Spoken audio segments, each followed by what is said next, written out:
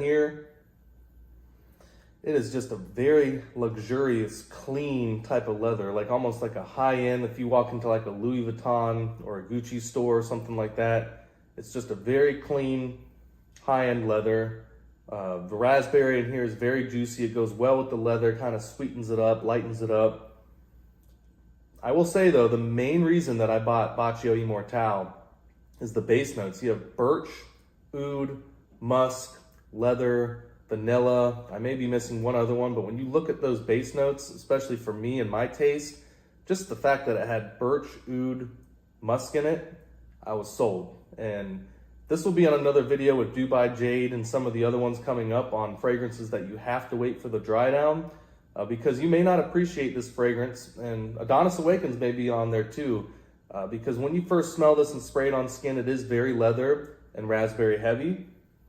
Nothing wrong with that at all, but the best part of this fragrance comes about 6 hours after you spray it on skin, and then you really get a very nice dosage of a well-blended base notes. Again, you have the birch, oud, musk, vanilla, leather, and leather is actually in here twice. I believe it's in here as a mid note and a base note. So much like Adonis Awakens, how they use the rose and then the rose absolute, the leather is meant to be highlighted in this fragrance. It's meant to be part of the DNA for the entirety of the fragrance.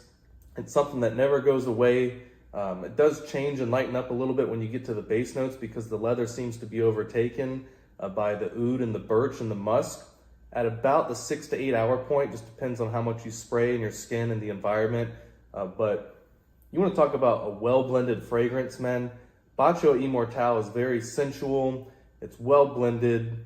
It's fresh. It's clean. It's easy to grab and go. You can see how much I've used for this one, and with all the fragrances I have in my collection, you know, that's a pretty good dent in a bottle considering I've had it less than a year. I would say that Bacio Immortale is unisex, but much like Brevido Delicaci, I think it does lean slightly masculine, especially due to the oud, birch, and leather notes in there. But a woman could certainly wear it, but I think on a man's skin it would go better, and it just feels a little bit more at home.